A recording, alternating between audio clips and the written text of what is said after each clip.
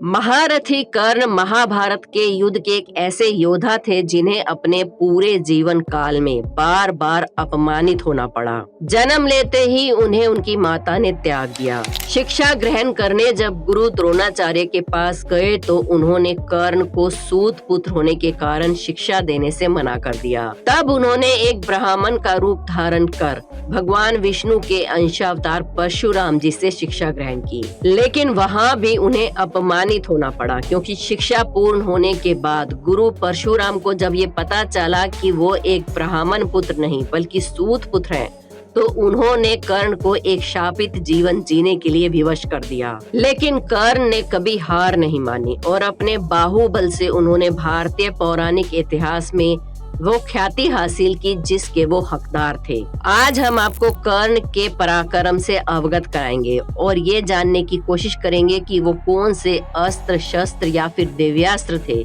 जिन्होंने उसे महारथी बनाया और वो कौन से अस्त्र थे जो उन्हें परशुराम जी से मिले थे। नमस्कार दोस्तों, आपका फिर से एक बार स्वागत है हमारे चैनल अनोखी दुनिया में। जल्दी से इसी तरह की वीडियो देखने के लिए हमारे चैनल को सब्सक्राइब कर लें और बेल आइकन को प्रेस करना ना भूलें। कमेंट्स में जय श्री कृष्णा लिख दें। चलिए शुरू करते हैं अपना वीडियो। कर्ण महाभारत के वो धर्मनिष्ठ योद्धा थे जिन्होंने अधर्म यानी कि दुर्योधन की ओर से युद्ध लड़ा था, लेकिन उन्होंने कभी भी युद्ध नीति को भंग नहीं किया और न ही कौरव सेना के सेनापति रहते हुए कोई छल होने दिया। महारथी कर्ण के पास सबसे ज्यादा शक्तिशाली अस्त्र थे जो उन्हें उनके गुरु परशुराम जी से मिले थे। हिंदू धर्म शास्त्रों के अनुसार पौराणिक काल में दिव्यास्त्रों को चलाने के लिए एक दिव्य धनुष की आवश्यकता होती थी, क्योंकि साधारण धनुष से दिव्यास्त्रों को चलाना संभव नहीं था। कर्ण का ये धनुष भी एक दिव्य धनुष था जिसे उन्हें उनके गुरु परशुराम जी ने दिया था।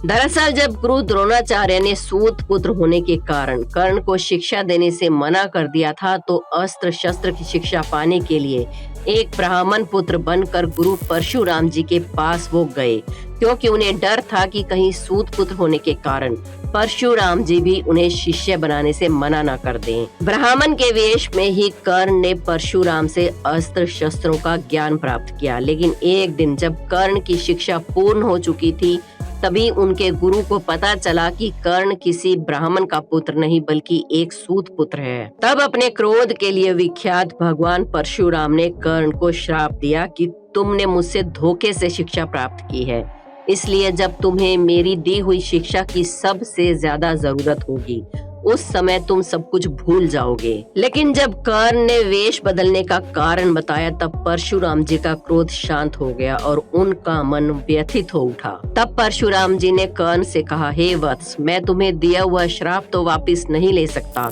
लेकिन मैं तुम्हें धनुष रूपी एक कवच दे सकता हूँ। जब तक ये धनुष तुम्हारे हाथों में रहेगा तब तक तीनों लोकों में कोई भी योद्धा तुमसे नहीं जीत पाएगा। गुरु परशुराम जी ने जो धनुष कर्ण को दिया था उसका नाम था विजय धनुष। कर्ण अपने इस धनुष का इस्तेमाल या तो दिव्यास्त्र चलाने के लिए किया करते थे या फिर अर्जुन के साथ युद्ध करने के लिए उसे बचा कर रखा था। बाकी सारे समय में वो एक साधारण धनुष से ही कुरुक्षेत्र में युद्ध करते रहे। महाभारत के 17वें दिन अर्जुन और कर्ण के बीच युद्ध चल रहा था। तभी कर्ण ने अर्जुन पर एक बाण चलाया जो कि साधारण बाणों से अलग था। इस बाण को अर्जुन की ओर आता देख भगवान श्री कृष्ण समझ गए कि ये बाण नहीं बल्कि बाण रूपी अश्वसेन नाग है। तब उन्होंने अर्जुन को बचाने के लिए अपना पैर रथ से नीचे जमीन पर रख दिया।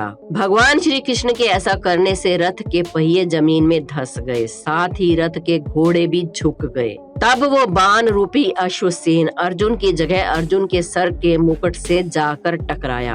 वार के खाली जाने के बाद अश्वसेन कर्ण के तरकश में दोबारा वापस आ गया और अपने वास्तविक रूप में आकर कर्ण से बोला, हे अंगराज, अब की बार ज्यादा सावधानी से बाण चलाना, इस बार अर्जुन का वध होना ही चाहिए। मेरा विष उसे जीवित रहने नहीं देगा। तब कर्ण ने पूछा कि आप कौन हैं और अर्जुन को क्यों मारना चाहते हैं। अश्वसेन ने कहा, मैं नागराज तक्षक का पुत्र अश्वसेन हूँ। मैं और मेरे माता पिता खांडव वन में रहते थे। एक दिन अर्जुन ने उस वन में आग लगा दी। उसके बाद मैं और मेरी माता आग में फंस गए। जिस समय वन में आग लगी थी उस वक्त मेरे पिताजी नागराज तक्षक वहाँ नहीं नहीं थे। आग से बचने के लिए मैं और मेरी माताजी वहाँ से उड़कर निकलने की कोशिश करने लगे, लेकिन अर्जुन ने मेरी माता को अपने बाण से मार गिराया और मैं किसी तरह वहाँ से बच निकला। जब मुझे ये पता चला कि मेरी माता को अर्जुन ने मारा है,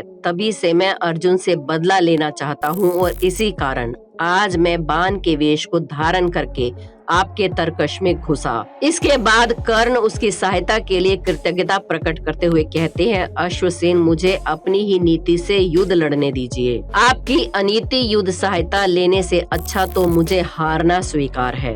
ये शब्द सुनने के बाद काल सर्प कर्ण की नीति निष्ठा की सराहना करता हुआ वहाँ से वापस लौट गया। इसी से पता चलता है कि कर्ण कितना नीतिवान और ईमानदार था। और ये तो हम सब जानते ही हैं कि कर्ण जैसा योद्धा अपनी दानवीरता के कारण भी जाना जाता था। इसी दानवीरता के फलस्वरूप उसे इंद्र की वसाभी शक्ति प्राप्त हुई थी। ये एक ऐसा अस्त्र था जिसे कोई भी अस्त्र काट नहीं सकता था। दरअसल जब महाभारत का युद्ध शुरू हुआ तो इंद्रदेव को अर्जुन की चिंता सताने लगी कि कर्ण के कवच और कुंडल के रहते मेरा पुत्र उसे परास्त नहीं कर पाएगा, क्योंकि वो जानते थे कि सूर्य देव का दिया हुआ कवच और कुंडल जब तक कर्ण के पास है तब तक उसे कोई नहीं हरा सकता।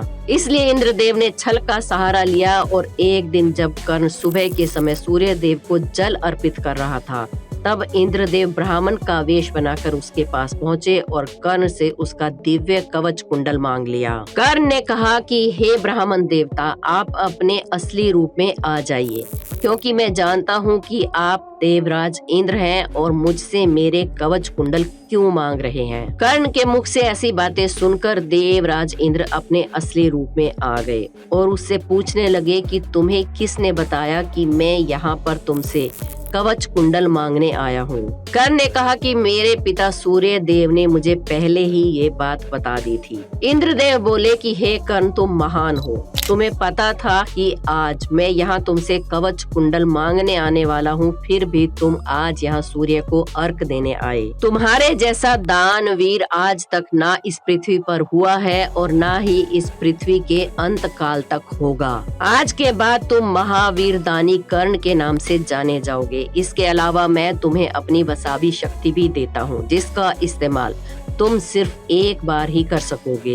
इस शक्ति से तुम जिस पर भी निशाना साधोगे वो ब्रह्मांड में कहीं भी हो और कोई भी शक्ति उसे नहीं बचा सकती। जब महाभारत का युद्ध हुआ तो कर्ण ने अपनी ये शक्ति अर्जुन के लिए बचा कर रखी थी, लेकिन भगवान श्री कृष्ण ने भीम और हिडम्बा के पुत्र घटोत्कच को युद्ध में शामिल कर लिया। घटोत्कच एक पल में कौरवों की सेना के सैकड़ों सैनिकों को मार रहा था, इसलिए कर्ण को इंद्र की दी हुई वसावी शक्ति को चलाने पर विवश होना पड़ा। इसके अलावा कर्ण के पास और भी कई सारे दिव्य अस्त्र थे। इन सारे अस्त्रों को चलाने के लिए महारथी कर्ण विजय धनुष का इस्तेमाल किया करते थे। महाभारत के युद्ध में कर्ण के रथ का पहिया भूमि में धंस गया, जिसे निकालने के लिए वो रथ से नीचे उतरे। उसी समय भगवान श्री कृष्ण के इशारे पर अर्जुन ने बाण चलाया और कर्ण का वध कर दिया। अगर उस समय कर्ण के हाथ में विजय धनुष होता तो अर्जुन के लिए उसका वध करना संभव नहीं था। आपको कर्ण के सभी अस्त्रों शस्त्रों में से कौन सा अस्त्र सबसे ज्यादा शक्तिशाली लगा, हमें कमेंट्स में जरूर बताएं। हमारे चैनल अनोखी दुनिया को सब्सक्राइब करके बेल आइकन को प्रेस करना बिल्कुल ना भूलें। कमेंट्स में जय श्री कृष्णा जरूर लिखें। कल फिर मिलेंगे एक और वीडियो में। जय श्री कृष्णा।